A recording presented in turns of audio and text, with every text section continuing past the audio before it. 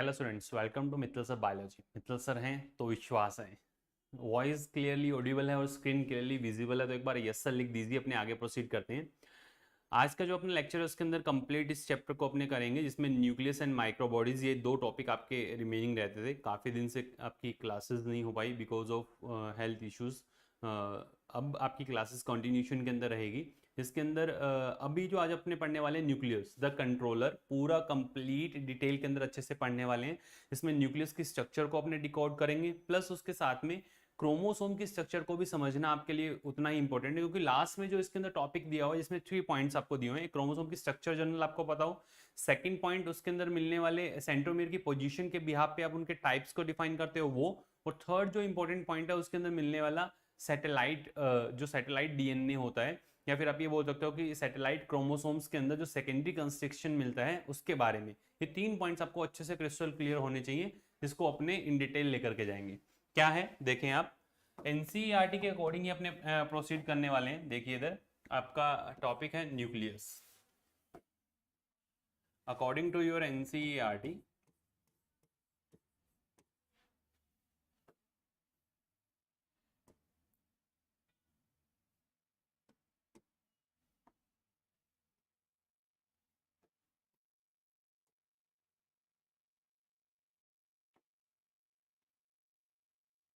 देखिए आप, जनरल समझा रहा हूँ आपको। एनसीईआरटी की बात की जाए तो अकॉर्डिंग टू एनसीईआरटी न्यूक्लियस की जो डिस्कवरी है, जल्दी से क्विक कमेंट सेक्शन के अंदर आप लिख करके बताएं न्यूक्लियस की डिस्कवरी जो है वो किसने की थी। हाँ, discovered by first time, first discovered by first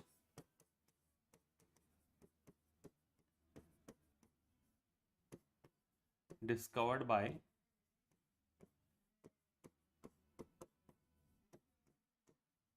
Robert brown. सबसे पहले रॉबर्ट ब्राउन ने न्यूक्लियस को देखा था, और ईयर कौन सा था, 1831। 1831 के अंदर रॉबर्ट ब्राउन ने सबसे पहले इसकी डिस्कवरी की, 1831। ठीक है, और स्पेसिफिकली आप लोगों के कमेंट्स का मैं इंतजार कर रहा हूँ, देखता हूँ। ठीक, कमेंट्स स्टूडेंट्स।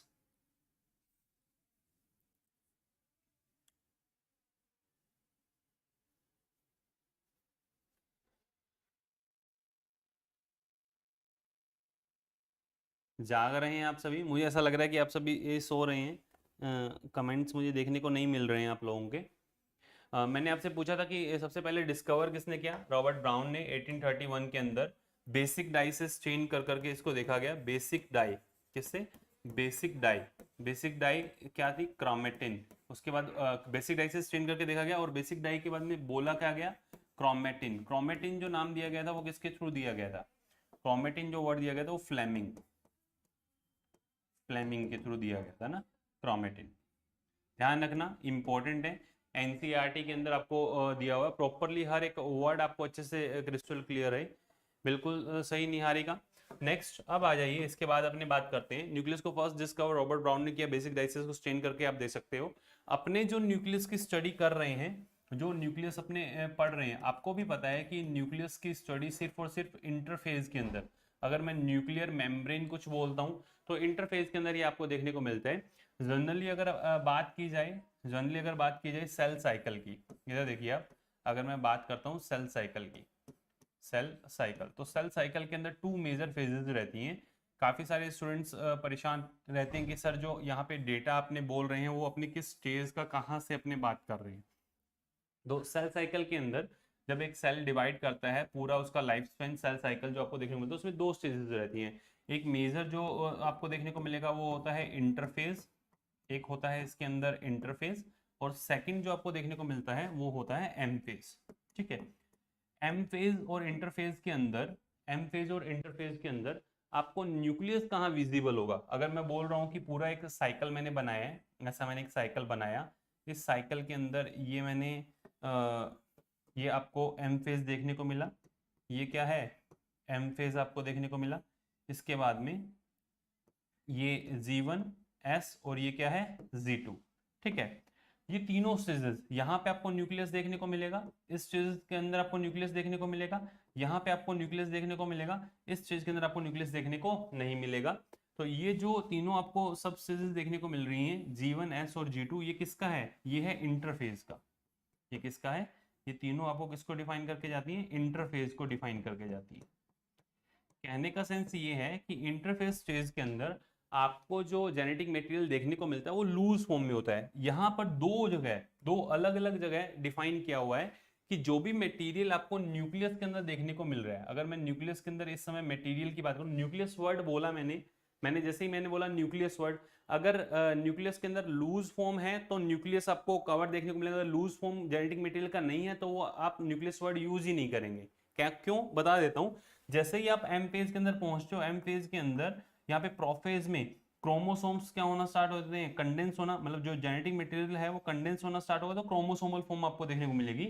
वहीं अगर आप यहाँ पे न्यूक्लियस के अंदर इनको देखने की कोशिश करेंगे तो आपको मटेरियल ऐसा स्कैटर्ड फॉर्म के अंदर इस तरीके से आपको लूज फॉर्म आपको देखने को मिलेगी। सेम कंडीशन यहाँ पर ही है। यहाँ पर अगर आप जेनेटिक मटेरियल को देखने की कोशिश करेंगे तो ऐसा लूज फॉर्म देखने को मिलेगा।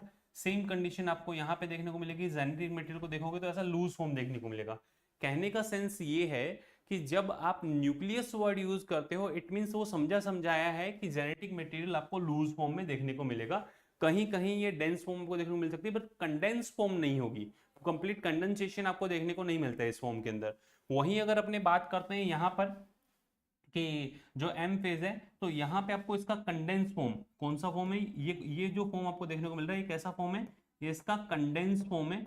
और कंडेंस फॉर्म के अंदर आप क्या वर्ड यूज करते हो? इसमें आप वर्ड यूज करते हो क्रोमोसोम। इसमें क्या वर्ड आप यूज करते हो? क्रोमोसोम। और जब आप क्रोमोसोम वर्ड यूज करते हो तो जैसे ही कंडेंस होते हैं तो न्यूक्लियर एनवलप क्या होता है इस समय आपको देखने को नहीं मिलता। जैसे ही लूज फॉर्म की आप बात करोगे, एक लूज फॉर्म आपको देखने को मिलता है, loose elaborate indistinct network like structure जो आपको देखने को मिलती है, जिसको आप क्या बोलते हैं? क्रोमेटिन। तो क्या बोला जाता है? क्रोमेटिन बोला जाता है। ये जो स्ट्रक्चर आपको यहाँ पे देखने को मिल रहा है, ये पूरा का पूरा जो स्ट्रक्चर आपको यहाँ देखने को मिल रहा है, मतलब चाहे वो आप इधर की बात करें, इधर की जेनेटिक मटेरियल की, या यहाँ की, न्यूक्लियस है तो आप क्रोमेटिन वर्ड यूज करेंगे, न्यूक्लियस नहीं है तो आप क्रोमोसोम वर्ड यूज करेंगे। ये कंडेंस फॉर्म है। और वो कैसी फॉर्म है? ये कैसी फॉर्म होती है? ये डीकंडेंस फॉर्म होती है। कैसी फॉर्म होती है? डीकंडेंस फॉर्म आप बोल सकते हैं। ये आपको डीकंडेंस फॉर्म देखने को मिलेगी। कंप्लीट कंडेंस वर्ड हम तब यूज करते हैं जब ये क्रोमोसोमल फॉर्मेशन आपको देखने को मिलता है। यहां तक पॉइंट्स क्लियर हैं? तो एक बार यस सर लिख दीजिए, फिर अपने आगे प्रोसीड करते हैं। जनरल पॉइंट्स बताएं आपको। आप कहेंगे सर हमें आप पढ़ा न्यूक्लियस रहे हैं और न्यूक्लियस के अंदर ये पॉइंट बताने की जरूरत कहाँ थी? ये पॉइंट्स जो आपने अभी बताए हैं हमें सेल साइकिल के, तो ये पॉइंट्स बताने की जरूरत क्या थी? कहने का सेंस ये है कि एक सेल का पूरा जो साइकिल है, उस साइकिल में न्यूक्लियस वर्ड आप कहाँ यूज करेंगे और कहाँ कहाँ मिलेगा, वो मैंने आपको बताया। G1, S और G2 यहाँ आपको आप न्यूक्लियस वर्ड इसके अंदर यूज कर सकते हैं। क्लियर? और उसके बाद जब अपने आगे की तरफ एम फेज में जाते हैं तो प्रोफेज आपको मिलता है, यहाँ पे मेटाफेज मिलता है, एनाफेज मिलता है, टीलोफेज मिलता है, साइटोकाइनेसिस होता है। इन कंडीशन के अंदर आपको यहाँ पे न्यूक्लियर एनवलप देखने को नहीं मिलता है। प्रोफेज के अंदर न्यूक्लियर एनवलप डिसअपियर होना स्टार्ट हो जाता है और टीलोफेज के अंदर दोबारा से रीअपियर होना स्टार्ट होता है। समझ में आया? तो ये जनरल पॉइंट्स आपको बताएं। अब आ जाओ इसके बाद नेक्स्ट एंड इंपॉर्टेंट पॉइंट, जो अभी तक आपको बताया उसको मैं अंडरलाइन कर रहा हूं, देख लें एक बार। जो अभी तक आपको बताया कि nucleus as the cell organelle was the first described by the Robert Brown as earlier in 1831. Later the material of the nucleus seen by the basic dye was given the name chromatin by Fleming. Fleming के through इसको chromatin नाम दिया गया था। ये points अपन ने पढ़े। Next and important point जो आपको यहाँ पे दिया हुआ है कि क्यों मैं आपको बार बार ये लूज, इलेबोरेट, ये जो वर्ड्स यूज किए ना, लूज है, इलेबोरेट है, इनडिस्टिंक्ट नेटवर्क लाइक स्ट्रक्चर जो आपको देखने को मिल रही है, ये सारे पॉइंट्स क्यों बोले गए? क्योंकि आपकी एनसीईआरटी ने क्लियर कट बोला है कि जो हम स्टडी कर रहे हैं ना, द इंटरफेस न्यूक्लियस, क्या वर्ड यूज किया है? The interphase nucleus of a cell when it is not dividing has highly extended and elaborate nucleoprotein fiber is called chromatin. Chromatin आपको देखने को मिलेगा, न्यूक्लियर मैट्रिक्स मिलेगी, and one and more स्फीरिकल bodies nucleoli आपको देखने को मिलता है एक पूरे कंप्लीट न्यूक्लियस के अंदर। तीन चीजें आपको यहाँ पे प्रॉपरली जो डिफाइन करनी है और इन्हीं के बारे में अपने को आगे पढ़ना है। ठीक है, देखें आप वन बाय वन। जब मैं न्यूक्लियस की बात कर रहा हूँ, इंपॉर्टेंट पॉइंट है, इधर देखिए, इधर देखिए, ये मैंने एक रफ यहाँ पे न्यूक्लियस बनाने की कोशिश कर रहा हूँ। ये मैंने एक न्यूक्लियस बनाया है, ठीक है। ये एक न्यूक्लियस बनाया है। इस न्यूक्लियस का ये आउटर मेम्ब्रेन और ये इस न्यूक्लियस का इनर मेम्ब्रेन ना, एक आउटर मेम्ब्रेन और एक इनर मेम्ब्रेन मैंने बनाया। इस एनवलप के अंदर आउटर मेम्ब्रेन और इनर मेम्ब्रेन के जो प्रोटीन्स है वो मिलकर के न्यूक्लियर पोर कॉम्प्लेक्स की फॉर्मेशन करते हैं। ये आउटर एनवलप और इनर एनवलप के जो प्रोटीन्स हैं वो मिलकर के न्यूक्लियर पोर कॉम्प्लेक्स की फॉर्मेशन करते हैं। ये मैंने यहाँ पे न्यूक्लियर पोर कॉम्प्लेक्सेस बनाए हैं, ठीक है। ये न्यूक्लियर पोर कॉम्प्लेक्सेस आप ऐसे भी रैंडमली बनाइए ना, तो रफ, ऐसा नहीं है कि ये ऐसे ही इसी शेप के ऐसा कुछ आपको देखने को मिल रहा है। प्रोटीन्स है, आउटर मेम्ब्रेन और इनर मेम्ब्रेन की प्रोटीन्स आपस में मिलकर के पोर्स की फॉर्मेशन कर लेती हैं। ये पोर्स मैंने यहाँ पे बनाए। फिर इसके बाद आ जाइए, इसके बाद आ जाइए, जो आपको यहाँ पे स्ट्रक्चर देखने को मिल रहा है, ये एंडोप्लाज्मिक रेटिकुलम। एंडोप्लाज्मिक रेटिकुलम जो होता है वो कॉन्टिन्यूशन के अंदर रहता है। ये मैंने आपको पहले भी बताया था कि एंडोप्लाज्मिक रेटिकुलम, जिसके ऊपर ये आपको राइबोसोम्स देखने को मिल रहे हैं। क्या मिल रहे हैं? राइबोसोम्स देखने को मिल रहे हैं। ये न्यूक्लियस के आउटर एनवलप के साथ कॉन्टिन्यूशन के अंदर होते हैं। ये आउटर एनवलप के साथ में कॉन्टिन्यूशन के अंदर होते हैं, और इसके ऊपर आपको यहाँ पर ये कॉन्टिन्यूशन के अंदर है, और इसके ऊपर भी आपको राइबोसोम देखने को मिल रहे हैं, ठीक है। तो रफली इसके अंदर मिलने वाला अब इसके अंदर मिलने वाला ये मैंने जो जेनेटिक मटेरियल, इसको आप क्या बोलते हैं? क्रोमेटिन। क्या बोला है? क्रोमेटिन वर्ड आपने इसके लिए यूज किया है। इसके लिए क्या वर्ड मैं यूज कर रहा हूं? एक nucleo protein, chromatin, nucleo protein, जो आपको सेल की इनर साइड के अंदर देखने को मिल रहा है, ठीक है। ये न्यूक्लियो प्रोटीन आपको यहाँ पे देखने को मिल रहा है सेल की इनर साइड के अंदर, क्रोमेटिन, न्यूक्लियो प्रोटीन। इस न्यूक्लियो प्रोटीन के अलावा आपको इसी के अंदर यहाँ पे एक मैंने सिंगल बनाया है। ये दिख रहा है आपको? एक सिंगल मेम्ब्रेनलेस स्ट्रक्चर है, इसको बोला है न्यूक्लियोलस। न्यूक्लियोलस मल्टीपल अगर होंगे तो क्या होंगे? न्यूक्लियोलाई। क्या होंगे? न्यूक्लियोलाई, ठीक है। ध्यान रखना, ये किसको रिप्रेजेंट कर रहा है? ये रिप्रेजेंट कर रहा है एंडोप्लाज्मिक रेटिकुलम। एंडोप्लाज्मिक रेटिकुलम के ऊपर प्रेजेंट ये हैं राइबोसोम्स, ये हैं राइबोसोम्स। न्यूक्लियस की अगर बात की जाए तो ये न्यूक्लियस का आउटर मेम्ब्रेन, न्यूक्लियस का सेकंड नंबर जो ये देखने को मिल रहा है, ये न्यूक्लियस का इनर मेम्ब्रेन। और इन दोनों के बीच का जो स्पेस है, इन दोनों के बीच का जो स्पेस है उसको बोलते हैं inter nuclear space. Inter nuclear space, इसको क्या बोलते हैं? इंटर न्यूक्लियर स्पेस इसको बोला जाता है। इंटर न्यूक्लियर स्पेस जो आपको यहाँ पे देखने को मिल रहा है, ये कितना? 10 to 50 नैनोमीटर, 10 to 50 नैनोमीटर का स्पेस आपको इन दोनों के बीच में देखने को मिलता है। जो पिंक कलर से यहाँ पे पोर्स आपको देखने को मिल रहे हैं, ये पोर किसको रिप्रेजेंट करते हैं? ये पोर रिप्रेजेंट करते हैं न्यूक्लियर पोर कॉम्प्लेक्स। क्या है ये?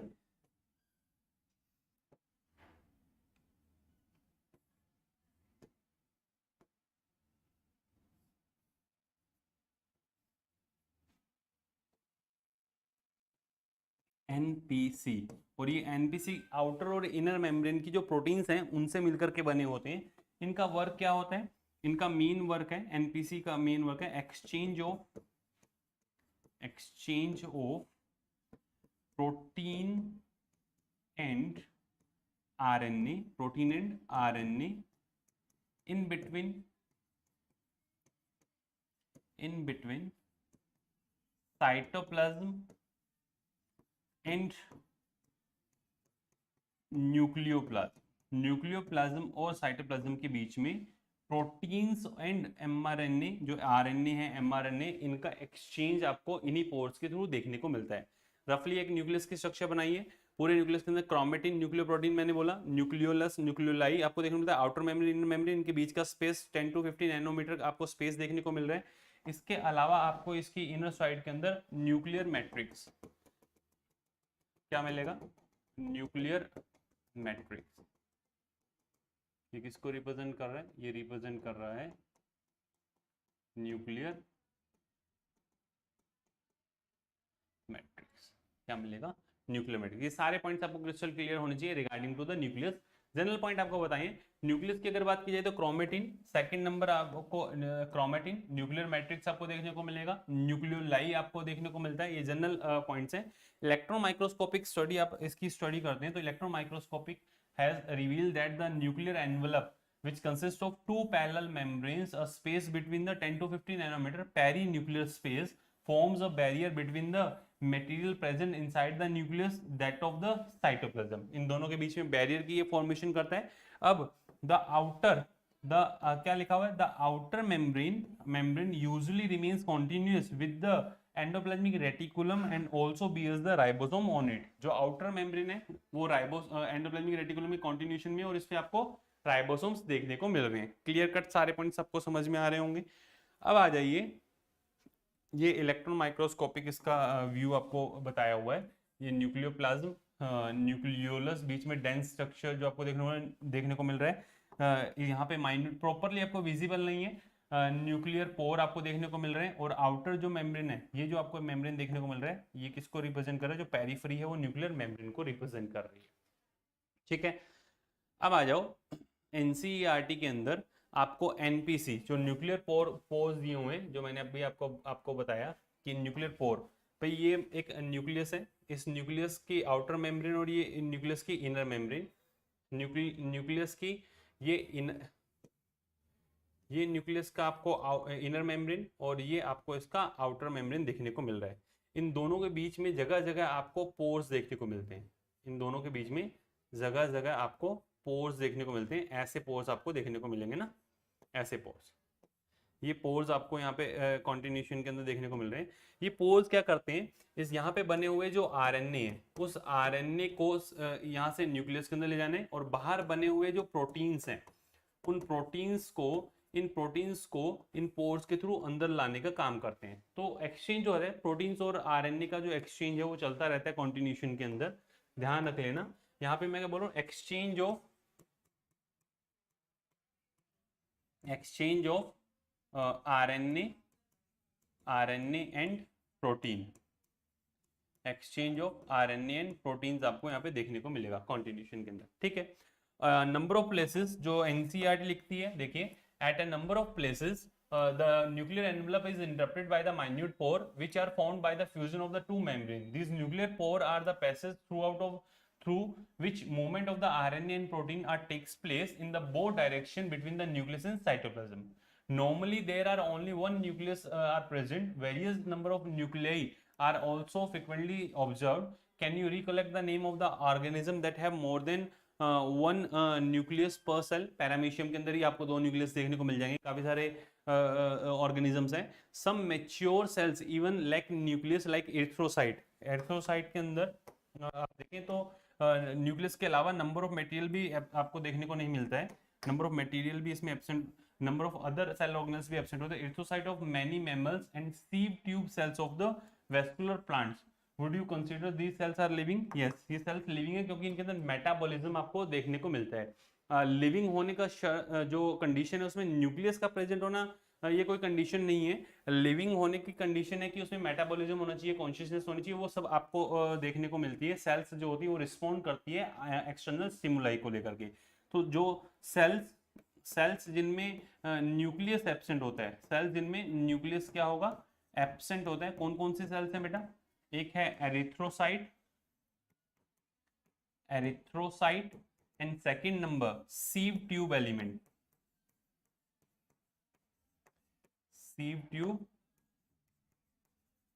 जिनके अंदर आपको ये एब्सेंट देखने को मिलता है। क्लियर?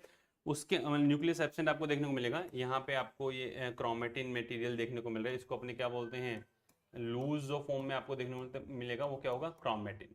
ठीक है, अब आ जाओ, जो स्टार्टिंग के अंदर मैंने आपको बताया न्यूक्लियस के अंदर यहाँ पे अपने डिस्कस कर रहे थे कि यहाँ जो आप वर्ड यूज इंटरफेस स्टेज के अंदर जो जेनेटिक मटेरियल होगा उसके लिए क्या वर्ड यूज करते हैं, क्रोमेटिन। और जो एम फेज के अंदर होता है उसके लिए आपने क्या वर्ड यूज करते हैं, क्रोमोसोम। क्रोमेटिन तो लूज फॉर्म आपको देखने को मिलेगी, और क्रोमोसोम इसकी कैसी फॉर्म होती है, क्रोमोसोम इसकी कंडेंस फॉर्म को रिप्रेजेंट करता है ना। 2 पॉइंट्स मैंने आपको यहाँ पे बताए। अब आ जाओ वन बाय वन अपने इसको आगे लेकर के चलते हैं कि न्यूक्लियोप्रोटीन है क्या, और क्रोमोसोम स्ट्रक्चर आपको कैसा देखने को वो मिलता है। ठीक है, अब क्रोमोसोम की स्ट्रक्चर, क्योंकि न्यूक्लियोप्लाज्म की अगर अपने बात करते हैं एनसीईआरटी के अकॉर्डिंग, जो आपका न्यूक्लियस है उस न्यूक्लियस के अंदर, अगर न्यूक्लियस की बात की जाए तो न्यूक्लियस के अंदर 4 पॉइंट। सबसे पहले न्यूक्लियर एनवलप जो सबसे बाहर की तरफ आपको देखने को मिलता है। ठीक है, सेकंड नंबर पे अपने बात करते हैं न्यूक्लियर मैट्रिक्स। थर्ड नंबर इसके अंदर प्रेजेंट जो क्रोमेटिन लूज इनडिस्टिंक्ट जो स्ट्रक्चर आपको देखने को मिलती है उसके लिए क्या वर्ड यूज करते हैं, क्रोमेटिन। ठीक है, फोर नंबर आपको इसके अंदर देखने को मिलता है न्यूक्लियोलाई या फिर न्यूक्लियोलस। क्या वर्ड यूज करेंगे, न्यूक्लियोलस। सिंगल के लिए क्या वर्ड यूज करेंगे, न्यूक्लियोलस। तो इसमें न्यूक्लियर एनवेलप आप अच्छे से समझते हैं, आउटर एनवेलप और इनर एनवेलप है। न्यूक्लियर मैट्रिक्स की अगर बात की जाए तो न्यूक्लियर मैट्रिक्स के अंदर नंबर ऑफ एंजाइम्स आपको मिलेंगे। एंजाइम के अंदर मेनली मैं एंजाइम कौन से बोलूंगा, पॉलीमरेजेस में आपको यहाँ पे बोलूंगा जो रेप्लिकेशन और ट्रांसक्रिप्शन में रिक्वायर्ड होते हैं। रेप्लिकेशन और ट्रांसक्रिप्शन यहाँ पे लिख देता हूँ, रेप्लिकेशन एंड ट्रांसक्रिप्शन के अंदर जो एंजाइम्स चाहिए वो सारे आपको देखने को मिलेंगे। मैग्नीशियम +2 इनकी वर्किंग के लिए चाहिए, कैल्शियम +2 की रिक्वायरमेंट होती है। उसके अलावा डीएनटीपीज जो डीऑक्सी न्यूक्लियोटाइड ट्राइफॉस्फेट डीएनए बनाएंगी। एनटीपीज न्यूक्लियोटाइड ट्राइफॉस्फेट आरएनए फॉर्मेशन में हेल्प करती हैं। जो मास्टर मिक्स रहता है ना पीसीआर का, वो आपको न्यूक्लियर मैट्रिक्स के अंदर देखने को मिलेगा ही मिलेगा, न्यूक्लियर मैट्रिक्स में देखने को मिलेगा। नंबर ऑफ प्रोटीन्स हैं, एंजाइम्स मैंने यहाँ लिख दिया, वो सारे इसके अंदर पॉलीमरेजेस मैंने यहाँ लिख दिए। नंबर ऑफ प्रोटीन्स आपको देखने को मिलेंगी, न्यूक्लियो प्रोटीन जिनको अपने बोलते हैं ना। क्लियर, फिर आ जाइए नेक्स्ट है क्रोमेटिन। ये क्रोमेटिन की अगर बात की जाए तो क्रोमेटिन कैसी फॉर्म है, loose elaborate extended genetic material देखने को मिलता है। और न्यूक्लियोलस क्या है, मेम्ब्रेनलेस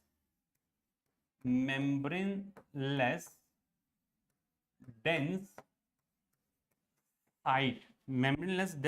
और ये डेंस किस वजह से हो जाती है, आरएनए प्लस प्रोटीन मैट्रिक्स की वजह से, आरएनए प्लस प्रोटीन मैट्रिक्स की वजह से होती है। अब इसी को आपको समझना है, स्टार मार्क कर रहा हूं, न्यूक्लियोलस जो एक्टिव राइबोसोमल आरआरएनए का साइट होता है।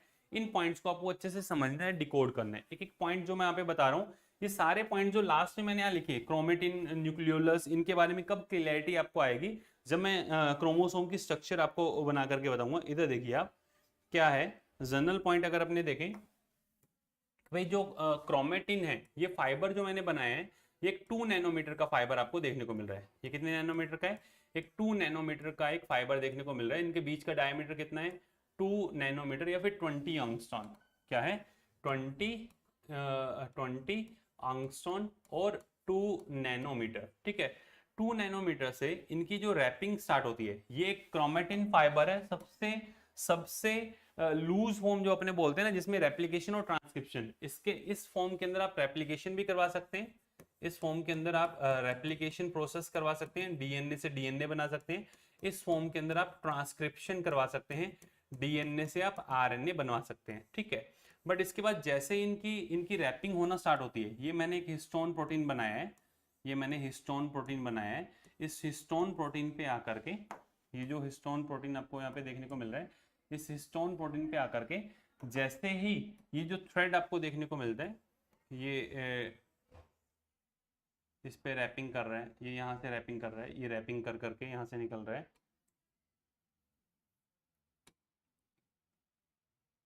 मान लीजिए ये ऐसे थ्रेड जो आपको देखने को मिला,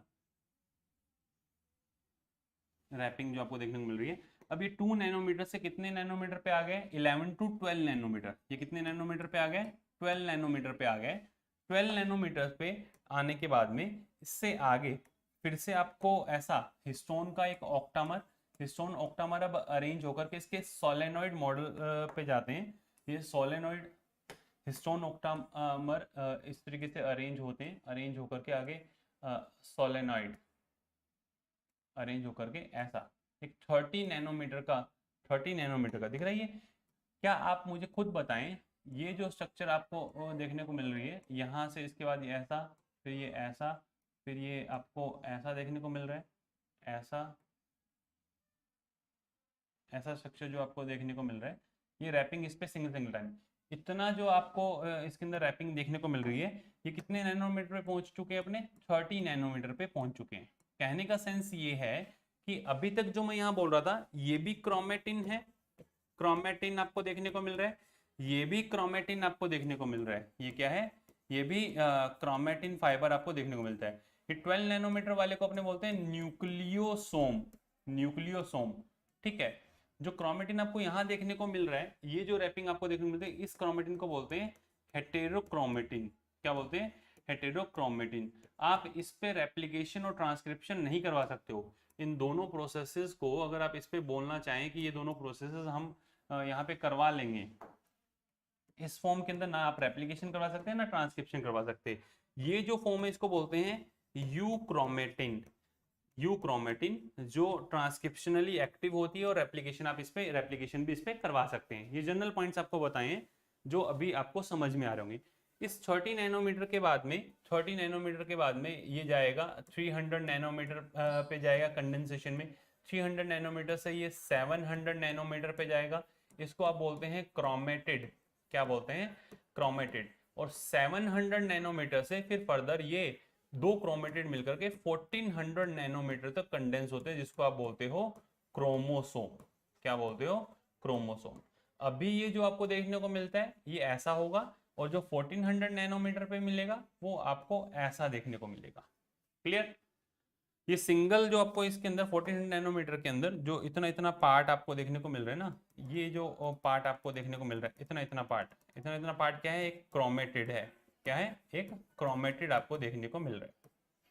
ये जनरल पॉइंट्स हैं जो आपको क्रिस्टल क्लियर होने चाहिए रिगार्डिंग टू द, ये कंप्लीट मैंने एक क्रोमेटिन और क्रोमोसोम में डिफरेंस बताया है। जो आप पढ़ रहे हो, जो आप बार बार बोलते हो कि हमें इंटरफेज न्यूक्लियस, जो आप वर्ड यूज करते हो ना, interphase, interphase nucleus, interphase nucleus के अंदर आपको ये कहानी देखने को मिलती है। और ये जो कहानी मैंने यहाँ पे आपको बताई है, ये आपको देखने को मिलती है एम फेज। एम फेज के अंदर न्यूक्लियस तो होता नहीं है, ये डिवीजन फेज के अंदर देखने को मिलता है। प्रोफेज, मेटाफेज, एनाफेज, टीलोफेज के अंदर आपको ऐसी स्ट्रक्चर, प्रोफेज के जस्ट बाद में आपको ऐसी स्ट्रक्चर्स देखने को मिलेंगी। क्लियर। तो ध्यान रखना, जो इधर आपको पॉइंट देखने को, ये इंटरफेज न्यूक्लियस जो अपने ऑब्जर्व कर रहे थे, एक्सटेंडेड फॉर्म जो अपने बता रहे थे, वो सारी फॉर्म ये थी। अब मैं अगर क्रोमोसोम की बात करता हूँ, यहां से अपने किस पे आ रहे हैं, क्रोमोसोम पे आ रहे हैं, तो क्रोमोसोम की स्ट्रक्चर को अपने पढ़ेंगे। और क्रोमोसोम की स्ट्रक्चर को पढ़ने के साथ साथ जो अपनों ने यहाँ पे पॉइंट स्किप किया है, स्किप क्या किया मतलब आपको मैंने थोड़ा सा बता करके छोड़ा है न्यूक्लियोलस के बारे में, क्योंकि न्यूक्लियोलस भी न्यूक्लियर ऑर्गेनाइजर रीजन क्रोमोसोम के अंदर कहाँ होता है, वो तभी आप समझ पाएंगे जब ये जनरल पॉइंट्स जो मैंने यहाँ पे आपको बताए हैं ये अच्छे से क्रिस्टल क्लियर हो। ठीक है, आप इसको नोट कीजिए, एक मिनट का आप वेट कीजिए, उसके बाद अपने आगे प्रोसीड करते हैं।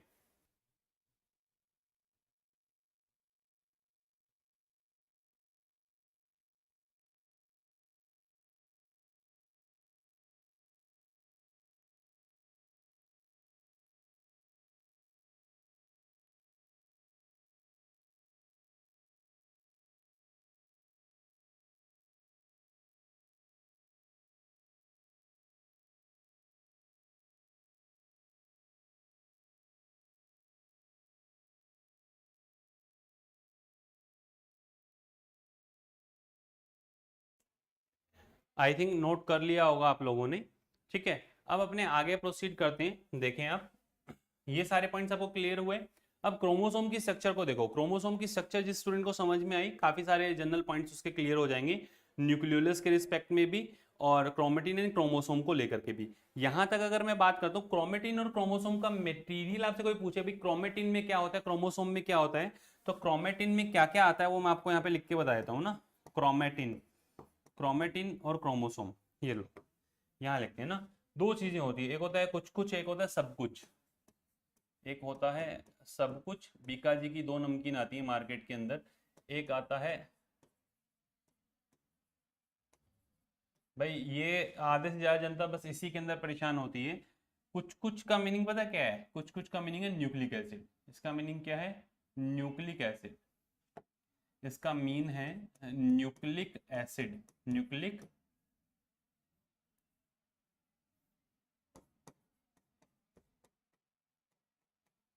न्यूक्लिक एसिड, ठीक है।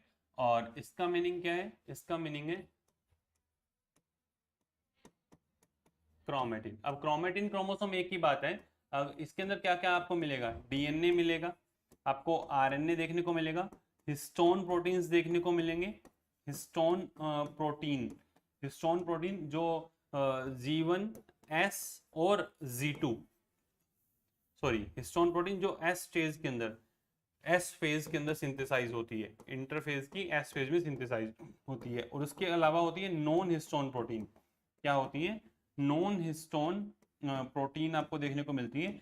ये जो नॉन हिस्टोन प्रोटीन है ये G1 S और G2, इन तीनों के अंदर आपको सिंथेसाइज होता हुआ दिखाई देता है। क्लियर? तो डीएनए, आरएनए, हिस्टोन प्रोटीन और नॉन हिस्टोन प्रोटीन, ये चारों आपको मिलेंगे क्रोमेटिन के अंदर। वहीं अगर बात की जाए न्यूक्लिक एसिड की, तो न्यूक्लिक एसिड के अंदर ओनली आपको DNA and RNA. Nucleic acid के अंदर क्या क्या आता है? डीएनए एंड आरएनए ओनली, ध्यान रखना। और यहाँ पे आपको चारों चीजें देखने को मिलती हैं इधर। अगर आप क्रोमेटिन की बात करते हैं तो ये समझ में आ जानी चाहिए, सब कुछ मतलब चारों पॉइंट्स जितने भी आपको देखने को मिल रहे हैं। और कुछ कुछ का मतलब सिर्फ और सिर्फ न्यूक्लिक एसिड की बात हो रही है। ये सारे पॉइंट्स क्लियर हो गए होंगे। यहाँ से बहुत अच्छे क्वेश्चंस बनते हैं, सिंपल क्वेश्चंस आते हैं, आपसे पूछे जाते हैं। अब आ जाओ इसके बाद अपने नेक्स्ट अपने प्रोसीड करते हैं। मैं क्रोमोसोम की स्ट्रक्चर आपको बता रहा था, जनरल क्रोमोसोम की स्ट्रक्चर आप देखें तो ये क्रोमोसोम के अंदर मैंने बीच में सेंट्रोमियर बनाया, ये सिर्फ आपको समझाने के लिए है।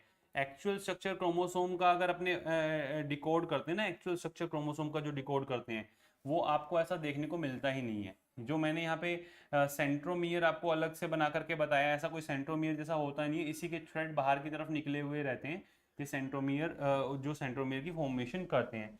तो मैंने यहाँ पे जो आपको स्ट्रक्चर बना करके बताई है, ये स्ट्रक्चर मैं मान के चल रहा हूँ, ऐसा मैं मान के चल रहा हूँ कि इस स्ट्रक्चर पे आपको न्यूक्लियर ऑर्गेनाइजर रीजन देखने को मिल रहा है ना। इस स्ट्रक्चर के अंदर न्यूक्लियर ऑर्गेनाइजर रीजन आपको देखने को मिल रहा है।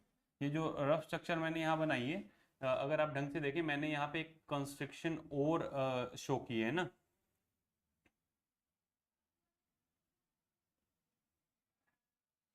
ठीक है, ये एरिया, ये एरिया अगर आप समझ पाए, ये जो एरिया मैंने यहाँ पे बनाया है,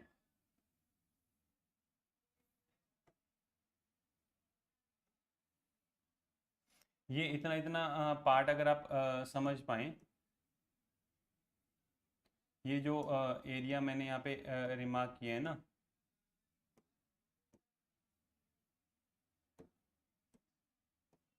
दिख रहा है आपको ये एरिया? और सेम कंडीशन ये एरिया जो मैं यहाँ रिमार्क कर रहा हूँ,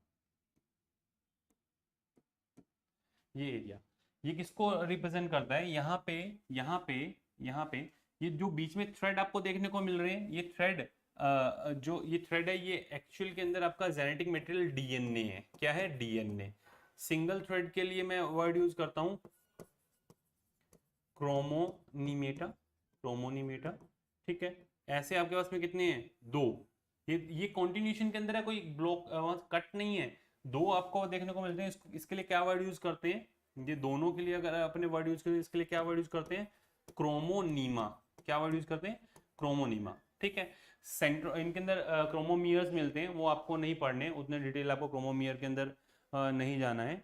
इनके नोट्स आपको बेटा इसके जो नोट्स हैं वो आपको टेलीग्राम चैनल पे मिलेंगे। टेलीग्राम चैनल पे आप जाओगे तो मिल जाएंगे। मित्तल सर बायोलॉजी के नाम से आप लिखें या मित्तल सर बायोमेंट्री के नाम से आप टेलीग्राम चैनल जाकर के ज्वाइन कर सकते हैं, वहाँ आपको इसके नोट्स मिल जाएंगे। इधर आ जाइए, ये जो इतना इतना पार्ट है जहाँ पे मैंने ये रिंग बनाया ना, इस एरिया के अंदर यहाँ पे आपको आरएनए प्रोटीन देखने को मिलते हैं। इस एरिया के अंदर डेंसली आरएनए प्रोटीन तो पूरे थ्रू आउट यहाँ पर है। ये जो आपको क्रोमोसोम देखने को मिल रहा है, मैंने एक जो क्रोमोसोम बनाया है, ये क्या बनाया मैंने, क्रोमोसोम। ठीक है, इस क्रोमोसोम का जो हाफ पार्ट है, इस क्रोमोसोम का जो हाफ पार्ट है, बिल्कुल एक थिन बॉक्स में बना रहा हूँ, इतना इतना पार्ट, इस क्रोमोसोम का जो हाफ पार्ट आपको देखने को मिल रहा है, इतना पार्ट जो आपको देखने को मिल रहा है, ये इतना इतना जो अ,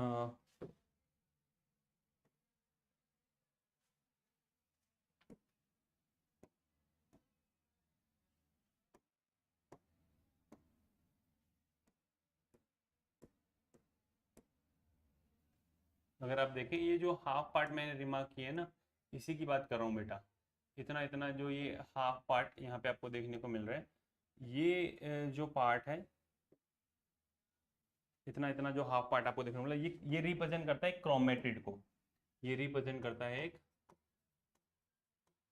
क्रोमेटिड, ये पूरा ही है क्रोमेटिड है ना। ये रिप्रेजेंट करता है एक, पूरे को क्या बोलते हो, क्रोमोसोम। इतना इतना हिस्सा जो है वो क्या है, क्रोमेटिड। किनारे जो होते हैं ना, इनके किनारे, ये जो किनारे आपको देखने को मिल रहे हैं, इन किनारों के लिए क्या वर्ड यूज करते हो, टीलोमियर। क्या वर्ड यूज करते हो, टीलोमियर। मिड के अंदर जो सेंटर पॉइंट आपको देखने को मिल रहा है, ये सेंटर पॉइंट पे जो आपको बीच में एक डिस्क लाइक स्ट्रक्चर जो देखने को मिल रही है, सॉरी,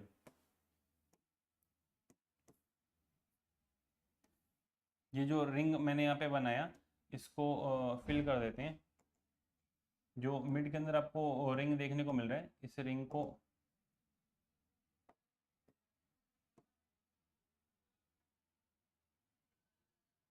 दिख रहा है आपको, रेड कलर से जो रिंग बीच के अंदर आपको देखने को मिल रहा है, किसको रिप्रेजेंट कर रहा है, ये रिप्रेजेंट कर रहा है इसके सेंट्रोमियर को। किसको रिप्रेजेंट कर रहा है बेटा, ये रिप्रेजेंट कर रहा है इसके सेंट्रोमियर को। ध्यान से देखना, ये इसके सेंट्रोमियर को रिप्रेजेंट कर रहा है, इधर देखिए। ठीक है, सेंट्रोमियर को, इसके ऊपर आपको एक डिस्क मिलती है यहाँ पे, इधर की साइड में एक आपको प्रोटीन का डिस्क मिलेगा, एक प्रोटीन डिस्क आपको यहाँ पे देखने को मिलेगा। इस प्रोटीन डिस्क को बोलते हैं काइनेटोकोर। जो ये डिस्क आपको यहाँ पे देखने को मिल रहा है, ये जो प्रोटीन डिस्क, ये डिस्क मैं यहाँ पे बना करके रखता हूँ, इस ये प्रोटीन डिस्क, ये क्या है, एक प्रोटीन डिस्क आपको देखने को मिलता है। इस प्रोटीन डिस्क को बोलते हैं काइनेटोकोर, काइनेटोकोर। और इस काइनेटोकोर से ही आकर के स्पिंडल फाइबर इसी काइनेटोकोर से आकर के अटैच होते हैं। ये जो काइनेटोकोर आपको देखने को मिल रहा है, इसी से आकर के स्पिंडल फाइबर्स अटैच होते हैं। ये क्या है, स्पिंडल फाइबर का जो अटैचमेंट है वो किस पे देखने को मिलेगा, वो काइनेटोकोर पे देखने को मिलता है। क्लियर। और ये होता क्या है, एक प्रोटीन डिस्क आपको देखने को मिलता है। एक क्रोमोसोम में दो आपको क्रोमेटिड देखने को मिल रहे हैं, तो दोनों तरफ ऐसा होगा। टीलोमियर मैंने किनारे पे आपको रीजन बताया। अब आ जाओ जो मोस्ट इंपॉर्टेंट पार्ट, जो मैंने यहाँ पे रिंग जैसा स्ट्रक्चर बनाया और जिसमें आरएनए एंड प्रोटीन की मैट्रिक्स देखने को मिलती है, आरएनए प्लस प्रोटीन। इसकी आउटर जो लेयर है वो तो क्या होती है, पेलिकल। ये वही है पेलिकल, जिसको अपने बोलते हैं पेलिकल। इसमें प्रोटीन की आपको लेयर देखने को मिलती है, इसको क्या बोला जाता है, पेलिकल बोला जाता है। और ये मेम्ब्रेन लेस है, कोई मेम्ब्रेन आपको देखने को नहीं मिलती है, मेम्ब्रेन लेस। क्रोमोसोमल स्ट्रक्चर कैसी होती है, मेम्ब्रेन लेस आपको ये क्रोमोसोमल स्ट्रक्चर देखने को मिल रहा है। आरएनए एंड प्रोटीन यहाँ पे आपको देखने को मिल रहा है। इस रीजन को बोलते हैं, इस रीजन को, ये होता है इसका सेकेंडरी कॉन्स्ट्रिक्शन। क्या है, सेकेंडरी कॉन्स्ट्रिक्शन। जहां सेंट्रोमियर होता है उसको आप क्या बोलते हो,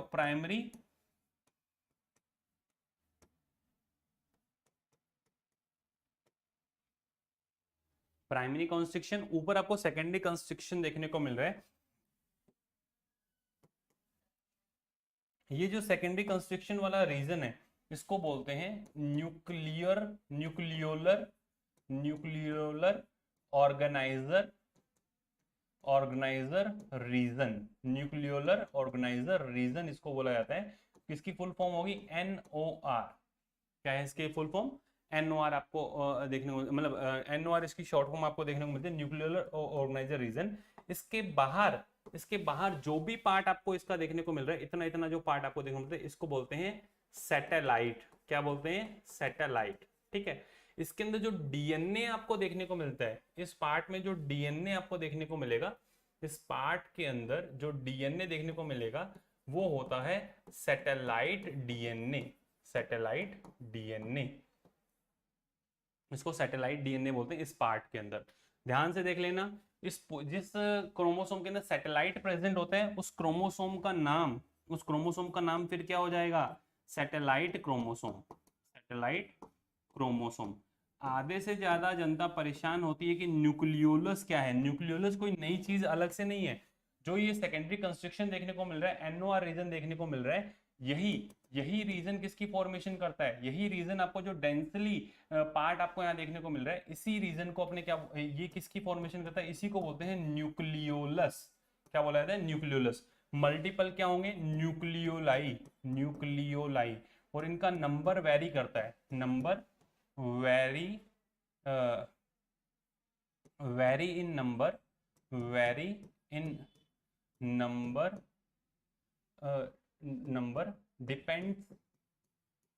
depends on protein synthesis in cell। Protein synthesis करने वाली सेल्स के अंदर इनका नंबर ज्यादा होता है। न्यूक्लियोलस न्यूक्लियोलाई की अगर बात करता हूं तो ये है क्या? Active site for ribosomal RNA synthesis. Active site for ribosomal RNA synthesis. Ribosomal RNA जो होता है उसके सिंथेसिस की एक्टिव साइट ये आपको देखने को मिलती है। एक्टिव साइट ये आपको देखने को मिलती है। तो ध्यान रखना, न्यूक्लियोलस क्या है वो मैंने आपको अच्छे से डिटेल के अंदर बताया कि क्रोमोसोम के बारे में जनरल पॉइंट्स मैंने आपको बताए। ये पूरा क्रोमोसोम की स्ट्रक्चर, इसमें सैटेलाइट क्रोमोसोम क्यों बोला? क्योंकि इसमें सैटेलाइट प्रेजेंट है। ये प्राइमरी कंस्ट्रक्शन, ये सेकेंडरी कंस्ट्रक्शन। आपसे कोई पूछे कि सैटेलाइट क्रोमोसोम में क्या होता है, primary and secondary construction both are present. Primary construction तो आपको नॉर्मली देखने को मिलेगा ही मिलेगा। अब यहां से दो पॉइंट्स निकल करके आते हैं। एक point on the basis of centromere position, इनके टाइप्स आपको पढ़ने। ठीक है। आपसे कोई पूछे क्रोमोसोम की स्टडी, क्रोमोसोम की स्टडी करनी है तो क्रोमोसोम का मॉर्फोलॉजी, क्रोमोसोम मॉर्फोलॉजी। कोई पूछे कि मॉर्फोलॉजी की स्टडी जिसमें क्रोमोसोम का नंबर है, क्रोमोसोम का साइज है,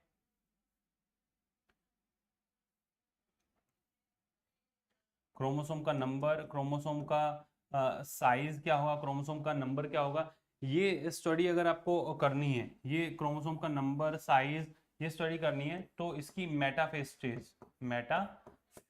स्टेज के अंदर। और क्रोमोसोम का शेप की स्टडी करनी है, क्रोमोसोम की शेप की स्टडी करनी है तो आपको एनाफेज किसके अंदर जाना पड़ता है? Anaphase of mitosis. Anaphase of meiosis में भी कर सकते हो, anaphase of mitosis and meiosis. समझ में आई बात? ये समझ में आ जाना चाहिए जो जनरल पॉइंट्स बताए। क्रोमोसोम की मॉर्फोलॉजी की स्टडी करनी है तो नंबर साइज अगर देखना है तो मेटाफेज में, शेप अगर आपको एनालाइज करना है तो आप इसकी एनाफेज के अंदर इसको देख सकते हैं। अब आ जाइए on the basis of position of centromere, इनको फर्दर 4 मेजर कैटेगरीज के अंदर अपने डिवाइड करते हैं। और टोटल अगर क्रोमोसोम देखे, मटेरियल देखा जाए, क्रोमेटिन मटेरियल जो होता है वो 46 अराउंड 2 मीटर लॉन्ग डिस्ट्रीब्यूटेड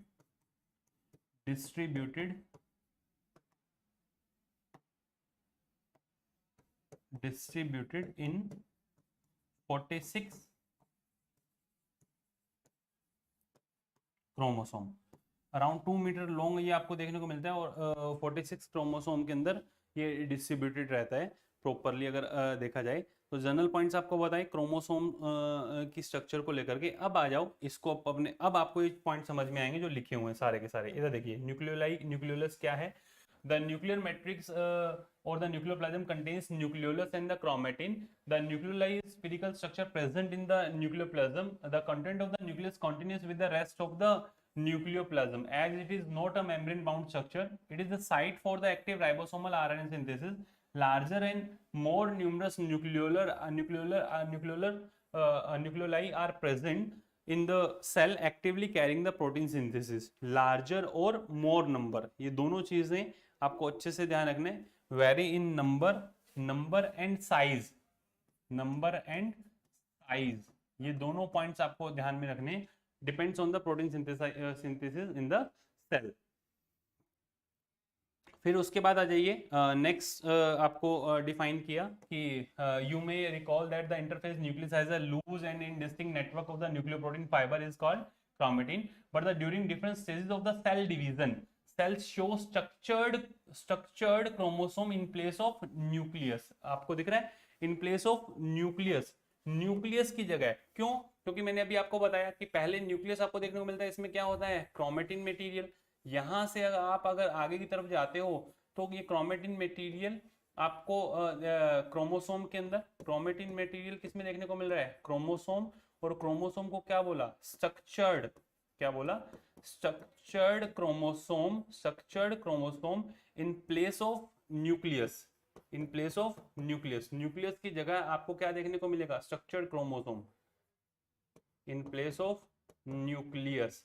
ये जो कंडीशन थी ये किसकी थी, ये इंटरफेज की थी, किसकी थी, इंटरफेज की। और ये जो कंडीशन आपको देखने को मिल रही है ये कौन सी फेज की है, ये कौन सी फेज की है, ये है डिवीजन फेज की, ये है डिवीजन फेज की, ठीक है। नेक्स्ट देखिए आप, chromatin contains DNA, some basic proteins like histone, some non-histone protein and RNA. A single human cell approximately have 2 meter long thread of DNA distributed among the 46 chromosomes, ठीक है। You will study the details of the DNA packaging in the form of chromosome in the class 12। जो detail मैंने आपको थोड़ा बहुत यहाँ पे बताया है, उतना डिटेल नहीं बताया कि क्रोमोसोम पैकेजिंग वाला जो पॉइंट है ना, आपको ये पॉइंट्स समझ में आ गए होंगे सारे के सारे। इसके बाद में आ जाइए कि every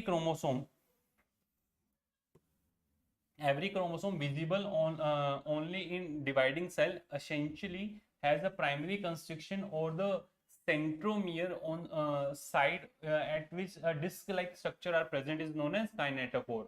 ये मैंने अभी आपको बताया। और दूसरा इनका नेक्स्ट ये काइनेटोकोर वाला पॉइंट जो अपना क्लियर हुआ कि जहां से स्पिंडल फाइबर अटैचमेंट क्या देखने को मिलता है आपको, स्पिंडल फाइबर अटैचमेंट आपको देखने को मिलेगा, क्लियर। फिर आ जाइए इसके बाद, ये जो स्ट्रक्चर आपको देखने को मिल रही है, ये इसमें दो प्रोटीन काइनेटोकोर्स आपको देखने को मिलेंगे। ये क्या है, क्रोमोसोम,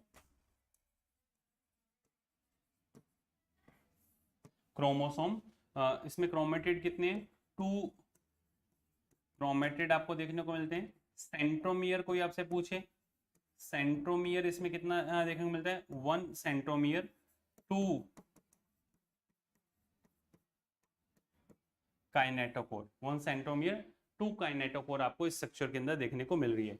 एक जनरल क्रोमोसोम देखने को मिल रहा है, और ये क्रोमोसोम आफ्टर एस फेज के बाद क्या बेटा, ये G1 स्टेज के अंदर आपको देखने को नहीं मिलेगा, ये आफ्टर एस फेज का है, ठीक है। एस फेज के बाद में जो मटेरियल होता है एस और G2 के बाद में, जैसे ही S phase, after S phase जो मटेरियल रहता है उसका देखने को मिल रहा है। आफ्टर एस फेज मटेरियल जो होता है उसके बाद का आपको देखने को मिलेगा, क्योंकि एस और G2 में तो ये स्ट्रक्चर्ड होते नहीं है। उसके बाद प्रोफेज, मेटाफेज, एनाफेज के अंदर ये आपको देखने को मिलेगा, प्रोफेज, मेटाफेज और एनाफेज में, क्लियर। नेक्स्ट अब आ जाइए on the basis of position of centromere. On the basis of position of centromere, इनको 4 अलग अलग कैटेगरी के अंदर अपने डिवाइड करते हैं। 4 कौन कौन सी कैटेगरीज हैं देख लें आप। On the basis of position of centromere, बिल्कुल मिड सेंटर में आपको देखने को मिले।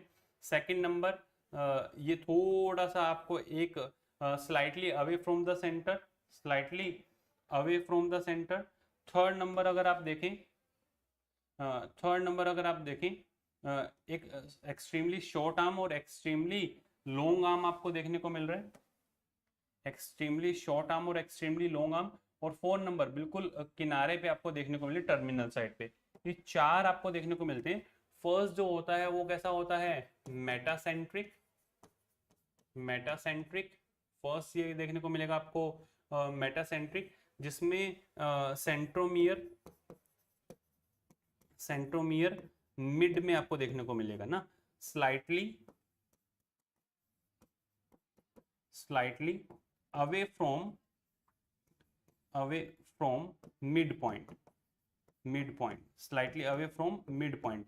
ये सेकंड नंबर जो होगा वो कैसा होगा, सब मेटा सेंट्रिक, ये सब मेटा सेंट्रिक आपको कंडीशन देखने को मिलती है। थर्ड नंबर जो होगा वो कैसा होगा, एक्रोसेंट्रिक। और फोर्थ नंबर जो होगा वो कैसा होगा, वो होगा टीलोसेंट्रिक। फोर्थ नंबर कैसा होगा, टीलोसेंट्रिक। ये इसके अंदर आपको टू इक्वल आर्म आपको देखने को मिलती है, a short arm and a long arm आपको देखने को मिलेगी। यहाँ पे ये जो देखने को मिलता है, एक एक्सट्रीमली शॉर्ट आर्म, एक extremely short arm and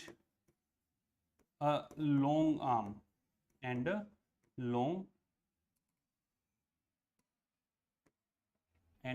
very long arm and a very long arm। ये पॉइंट्स आपको अच्छे से क्लियर होने चाहिए बेटा, ध्यान रखना। नेक्स्ट लास्ट वाला जो आपको देखने को मिलता है, सेंट्रोमियर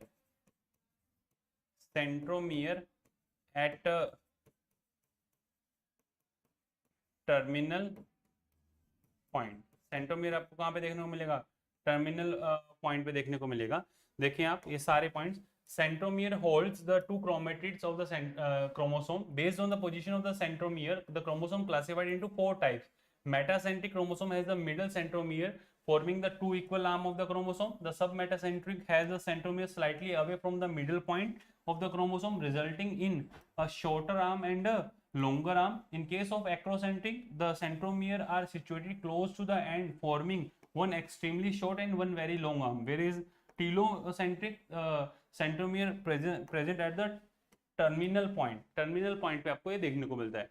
जो लॉन्ग आर्म होती है ना उसको क्या बोलते हैं, क्यू। जो शॉर्ट आर्म होती है उसको बोलते हैं small P and small Q से इसको रिप्रेजेंट करते हैं। ध्यान रखना, ये जो जनरल पॉइंट्स आपको दिए हुए सारे पॉइंट्स आपको अच्छे से क्रिस्टल क्लियर होने चाहिए रिगार्डिंग टू द मेटासेंट्रिक, सब मेटासेंट्रिक, टीलोसेंट्रिक और एक्रोसेंट्रिक। ये 4 तरह के आपको क्रोमोसोम देखने को मिल रहे हैं। अब इनकी शेप का जो ऑब्जर्वेशन है, अगर आप देखेंगे मेटासेंट्रिक की अगर बात की जाए, इनकी शेप की अगर मैं बात करता हूँ, मेटासेंट्रिक बिल्कुल मिड में होता है तो वी आपको ऐसा देखने को मिलेगा। ये आपको देखने को मिलेगा एल, ये देखने को मिलेगा एल, ये आपको देखने को मिलेगा जे शेप, और ये आपको देखने को मिलेगा आई। तो ये 4 जो मैंने यहाँ पे बनाए हैं, ये क्या होगा वी, ये क्या होगा एल, ये क्या होगा जे, और ये क्या देखने को मिलेगा आई। तो ये जो 4 शेप आपको देखने को मिलती है, ये एनाफेज स्टेज के अंदर आपको जाकर के क्लियर होती है। क्लियर, तो ये इंपॉर्टेंट है और number of times NEET exam के अंदर ऑलरेडी पूछा जा चुका है और अब भी आपसे पूछा जा सकता है। ठीक है, नेक्स्ट जो इसके अंदर आपको ऑब्जर्व करना है, देखें आप एक एक पॉइंट मैंने आपको बताई है एनसीईआरटी के डायग्राम, जिसमें ये अपर साइड सैटेलाइट को डिफाइन करता है। सेकेंडरी कंस्ट्रक्शन इसका ये वाला पॉइंट है, ये वाला पॉइंट सेकेंडरी कंस्ट्रक्शन कहलाता है, ऊपर वाला नहीं है, ये सैटेलाइट है। ये शॉर्ट आर्म, ये जो लास्ट तक आपको देखने को मिल रहा है एक्रोसेंट्रिक है, टीलोसेंट्रिक इसमें दिया ही नहीं है। समझ में आई बात, ध्यान से देखें। फिर उसके बाद में जो सैटेलाइट वाला पॉइंट है वो डिफाइन किया, sometimes a few chromosome have non staining secondary construction at a constant location that give to appearance of a small fragment called satellite। और ये सैटेलाइट जो होता है ये 2 तरह का होता है, एक मिनी सैटेलाइट होता है जिस, और एक होता है माइक्रो सैटेलाइट। इनमें न्यूक्लियोटाइड का नंबर वेरी करता है। इन फ्यूचर आप इसको पढ़ेंगे, DNA fingerprinting, basis of DNA fingerprinting in future अपने इसको पढ़ेंगे। मॉलिक्यूलर बेसिस ऑफ इनहेरिटेंस के अंदर VNTR, variable number of tandem repeat, variable number of tandem repeats इनके अंदर देखने को मिलेंगे। ठीक है, नेक्स्ट अब आ जाइए लास्ट एंड फाइनल पॉइंट क्या है अपने पास में, माइक्रोबॉडीज। माइक्रोबॉडीज वैसे मुझे करवाने नहीं चाहिए, पर many membrane bound minute vesicles are is called microbodies that contains various enzymes present in plants and animals both.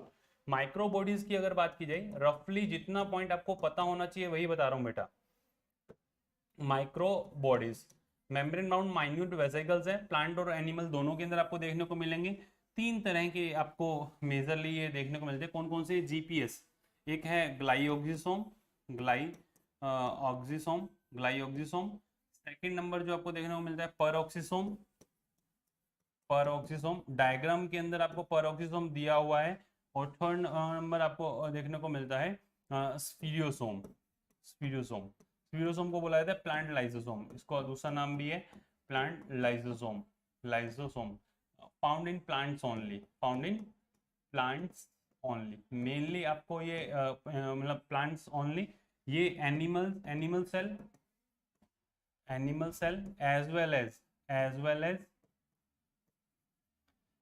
In plant cell, animal cell as well as in plant cell, ये आपको देखने को मिलेगा। और जो ग्लाइओक्सिसोम आपको देखने को मिलता है ये मेनली प्लांट सेल के अंदर होता है, मेनली प्लांट सेल। एक इंपॉर्टेंट पॉइंट साइड में मैं लिखूंगा कि fatty acid beta oxidation, fatty acid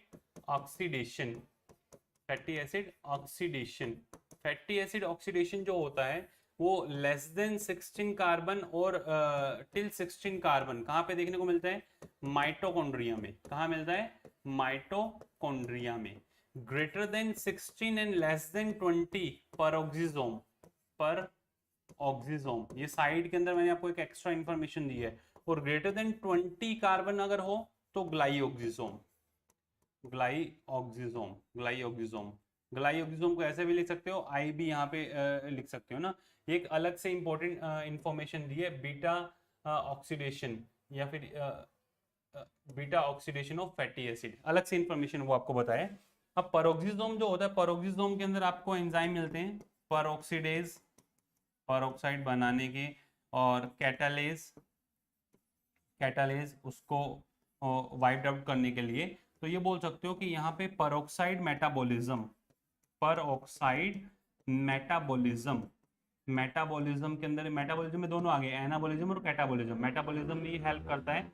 और पेरोक्सीडेज और कैटालेज, आप कहेंगे सर एनसीईआरटी में दिया हुआ है, चैप्टर नंबर 9 के अंदर कोफैक्टर्स कोएंजाइम वाला पॉइंट दिया हुआ, वहां पे आपको पेरोक्सीडेज मेंशन किया हुआ, कैटालेज पेरोक्सीडेज, समझ में आई बात? मिल जाएगा आपको वहां लिखा हुआ, तो पढ़ना ही है। पेरोक्सिसोम फोटो रेस्पिरेशन के अंदर, फोटो रेस्पिरेशन जो C3 प्लांट्स में देखने को मिलता है, फोटो रेस्पिरेशन से ओवरकम करवाता है। C4 प्लांट के अंदर ये आपको मैकेनिज्म देखने को मिलेगा। C4 जो प्लांट्स होते हैं वो एफिशिएंट होते हैं, और जो C3 प्लांट्स होते हैं उनमें C3 प्लांट के अंदर जो फोटो रेस्पिरेशन होता है उन C3 प्लांट्स के अंदर, वहां से फोटो रेस्पिरेशन से ओवरकम करवाने के अंदर देखने को मिलेगा। ये वर्क करता है किसके साथ में? क्लोरोप्लास्ट और माइटोकॉन्ड्रिया के साथ मिलकर के वर्क करता है, ठीक है। तो वहां पे आपको ये पेरोक्सिसोम एक इंपॉर्टेंट सेल ऑर्गेनेल्स का रोल प्ले करता है। स्फीरोसोम की अगर बात की जाए, इसको प्लांट लाइसोसोम बोलते हैं। क्या बोलते हैं इसको? प्लांट लाइसोसोम बोला जाता है। स्पेसिफिकली स्टोरेज एंड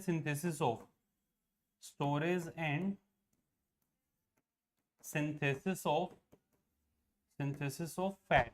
लाइसोसोम का मतलब सिर्फ आप काटना ही मत समझना, समझ में आई बात? ये ध्यान रख लेना, काफी सारे स्टूडेंट्स लाइसोसोम वर्ड से सुसाइडल बैग पे चले जाते हैं, समझ में आई? इधर आ जाइए। ग्लाइओक्सिसोम, ये सीड या फिर बोलते oil containing seeds, oil containing seeds के अंदर ये आपको ज़्यादा देखने को मिलेंगे ग्लाइओक्सिसोम। स्पेसिफिकली इतने पॉइंट ही मैंने आपको बताए। जल्दी से कमेंट सेक्शन के अंदर बताएं, आप सभी के कमेंट्स में देख रहा हूँ। कैसा रहा आज का पूरा ये लेक्चर, जिसके अंदर माइक्रो बॉडीज के बारे में जनरल पॉइंट्स मैंने आपको बताए। माइक्रो बॉडीज के बारे में आपको इतना ही पढ़ना है, इससे एक्स्ट्रा के अंदर आपको नहीं जाना है। डायरेक्टली फैट से कार्बोहाइड्रेट बनाने का मैकेनिज्म भी आपको इसके अंदर ग्लाइओक्सिसोम के अंदर देखने को मिल जाएगा, ठीक है। क्विक कमेंट सेक्शन के अंदर बताएं। ये था आपका चैप्टर जिसके अंदर cell the unit of life पूरा अपनों ने कंप्लीट कर लिया है। हर एक लेक्चर आपको देखने को मिल रहे हैं, ऑयल कंटेनिंग सीड, यहाँ पे आप ये भी मेंशन कर लें। फैट से डायरेक्ट कार्बोहाइड्रेट बना सकते हो, कार्बोहाइड्रेट मैंने यहाँ पे मेंशन नहीं किया, ग्लाइकोजन बनेगा क्या बनेगा, ऐसा भी है। माइक्रो बॉडीज के बारे में इतनी इन्फॉर्मेशन आपको पता होनी चाहिए। मेम्ब्रेन बाउंड माइन्यूट वेसिकल्स है, सेल्स के अंदर आपको देखने को मिलेगा।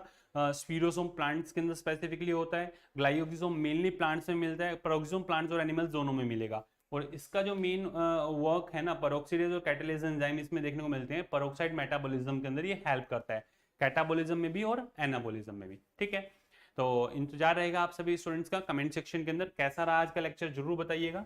और ये जो आपको पूरी कंप्लीट लेक्चर्स देखने को मिल रहे हैं उनकी पीडीएफ आपको मिलेगी, जो हमारा मेरा जो टेलीग्राम चैनल है, देखें आप जैसे ही आप लिखेंगे मित्तल सर बायोमेंटर, मित्तल सर बायोमेंटर, जैसे ही आप लिखेंगे टेलीग्राम पे आपको चैनल जो है वो मिल जाएगा। या फिर आप डायरेक्टली भी सर्च कर सकते हैं मित्तल सर बायोलॉजी के नेम से, अगर आप सर्च करेंगे आपको मिल जाएगा ना, मित्तल सर बायोमेंटर या फिर मित्तल सर बायोलॉजी जाएं। और हमारा एक official channel Mittal sir biology ये लिखेंगे तो भी ये मिल जाएगा आपको ना। इस पे आपको इसका पीडीएफ मिल जाएगा। एक ऑफिशियल चैनल आरजी पाठशाला के नाम से, आप वहां पर भी जाकर के उस चैनल को सब्सक्राइब कर लें। फ्यूचर के अंदर वहां पर भी कंटिन्यूशन के अंदर आपको लेक्चर्स देखने को मिलेंगे। ठीक है, और जिस स्टूडेंट्स को हमारे पेड कोर्सेज के अंदर एनरोल होना है वो पेड कोर्सेज के अंदर भी एनरोल हो सकता है। पूरा कंप्लीट जो डिस्क्रिप्शन पेड कोर्सेज में एनरोल होने का है वो आपको लिंक जो है वो डिस्क्रिप्शन में देखने को मिल जाएंगे। ठीक है, तो कैसा रहा आज का लेक्चर आप बताइएगा। सारे पॉइंट्स अपनों ने न्यूक्लियस के बारे में पढ़े, न्यूक्लियस है क्या, हम किसकी स्टडी कर रहे हैं, एनसीईआरटी ने क्यों इंटरफेस न्यूक्लियस की बात की है। इंटरफेस न्यूक्लियस के अंदर आपको डिफरेंस पता होना चाहिए कि क्रोमेटिन और क्रोमोसोम में डिफरेंस क्या होता है, न्यूक्लियर पोर कॉम्प्लेक्सेस क्या होते हैं वो मैंने आपको बताए।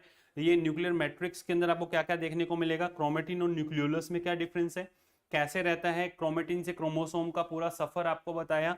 ठीक है, फिर उसके बाद में क्रोमोट कुछ कुछ और सब कुछ, ये याद रखने का तरीका कि सारे पॉइंट्स आप याद रख पाएं। आफ्टर दैट क्रोमोसोम का पूरा स्ट्रक्चर डिकोड किया, और ये कि स्ट्रक्चर्ड क्रोमोसोम आपको देखने को मिलते हैं उसके बारे में आपको बताया। और लास्ट के अंदर on the basis of position of centromere ये जनरल पॉइंट्स आप लोगों से डिस्कस हुए। तो ये था आज का पूरा आपका लेक्चर जिसमें अपनों ने पूरा न्यूक्लियस डिकोड किया है। कमेंट सेक्शन के अंदर आप लोगों का इंतजार रहेगा, कैसा रहा आप जरूर बताइएगा। All the best to all of you, love you all, thank you.